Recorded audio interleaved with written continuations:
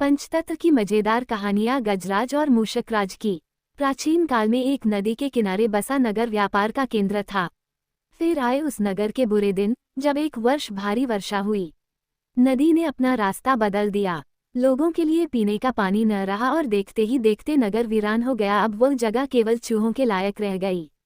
चारों ओर चूहे ही चूहे नजर आने लगे। चूहों का पूरा साम्राज्य ही स्थापित हो गया। चूहों के उस साम्राज्य का राजा बना मूषकराज चूहा। चूहों का भाग्य देखो, उनके बसने के बाद नगर के बाहर जमीन से एक पानी का स्रोत फूट पड़ा और वह एक बड़ा जलाशय बन गया। नगर से कुछ ही दूर एक घना जंगल था। जंगल में अनगिनत हाथी रहते थे। उनका राजा गजराज नामक एक विशाल हाथी था। उस जंगल क्षेत्र में भयानक सूखा पड़ा। जीव जंतु पानी की तलाश में इधर उधर मारे मारे फिरने लगे। भारी भरकम शरीर वाले हाथियों की तो दुर्दशा हो गई। हाथियों के बच्चे प्यास से व्याकुल होकर चिल्लाने व दम तोड़ने लगे। गजराज खुद सूखे की समस्या से चिंतित था और हाथियों का कष्ट जानता था। एक दिन गजराज की मित्र चील ने आकर खबर दी कि खंडहर बने नगर के दूसरी ओर एक जलाशय है। गजराज ने सबको तुरंत उस जलाशय की ओर चलने का आदेश दिया। सैकड़ों हाथी प्यास बुझाने डोलते हुए चल पड़े। जलाशय तक पहुंचने के लिए उन्हें खंडहर बने नगर के बीच से गुजरना पड़ा। हाथियों के हजारों पैर चूहों को रौंदते हुए निकल गए। हजारों चूहे मारे गए। खंडहर नगर की सड़कें चूहों के खून मांस के कीचड़ से लथपथ हो गई। मुसीबत यहीं खत्म नहीं हुई। हाथियों का दल फिर उसी रास्ते से लौटा। हाथी रोज उसी मार्ग से पानी पीने जाने लगे। काफी सोचने विचारने के बाद मूषकराज के मंत्रियों ने कहा, महाराज, आपको ही जाकर गजराज से बात करनी चाहिए। वह दयालु हाथी हैं। मूषकराज हाथियों के वन में गया। एक बड़े पेड़ के नीचे गजराज खड़ा था। मूषकराज उसके सामने के बड़े पत्थर के ऊपर चढ़ा और गजराज को नमस्कार करके बोला। गजराज को मूषकराज का नमस्कार। हे महान हाथी, मैं एक निवेदन करना चाहता हूँ।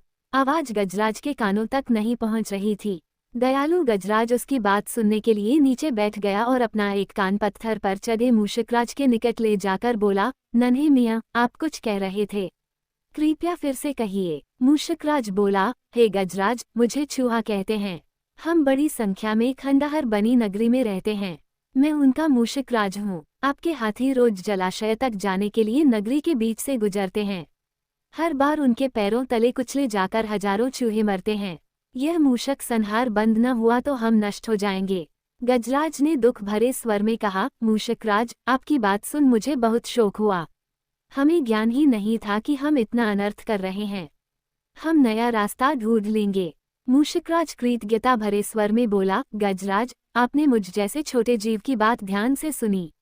आपका धन्यवाद। गजराज, कभी हमारी जरूरत पड़े तो याद जरूर कीजिएगा।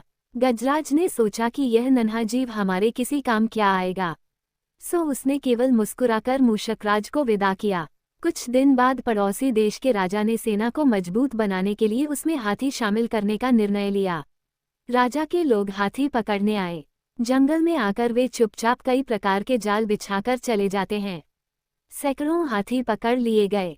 एक रात हाथियों के पकड़े जाने से चिंतित गजराज जंगल में घूम रहे थे कि उनका पैर सूखी पत्तियों के नीचे छल से दबाकर रखे रस्सी के फंदे में फंस जाता है। जैसे ही गजराज ने पैर आगे बढ़ाया, रस्सा कस गया। रस्से का दूसरा सिरा एक पेड़ के मोटे तने से मजबूती से बंधा था। गजराज चिंघाड़ने लगा। उसने अपने सेवकों को पुकारा, लेकिन कोई नहीं आया। कौन फंदे में फंसे हाथी के निकट आएगा? एक युवा जंगली भैंसा गजराज का बहुत आदर करता था। जब वह भैंसा छोटा था तो एक बार वह एक गड्ढे में जा गिरा था। उसकी चिल्लाहट सुनकर गजराज ने उसकी जान बचाई थी। चिंगार सुनकर वह दौड़ा और फंदे में फंसे गजराज के पास पहुंचा। गजराज की हालत देख उसे बहुत धक्का लगा। वह चीखा, ये कैसा अन्याय है? गजराज, बताइए क्या करूं? मैं आपको छुड़ाने के लिए अपनी जान भी दे सकता हूं।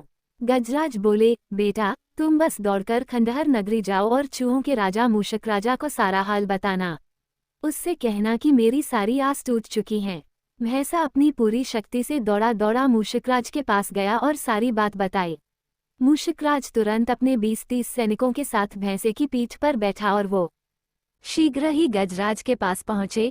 चूहे भैंसे की पीठ पर से कूदकर फंदे की रस्सी कुतरने लगे। कुछ ही देर में फंदे की रस्सी कट गई व गजराज आजाद हो गए। सीखा आपसी सद्भाव व प्रेम सदा एक दूसरे के कष्टों को हर लेते हैं। धन्यवाद।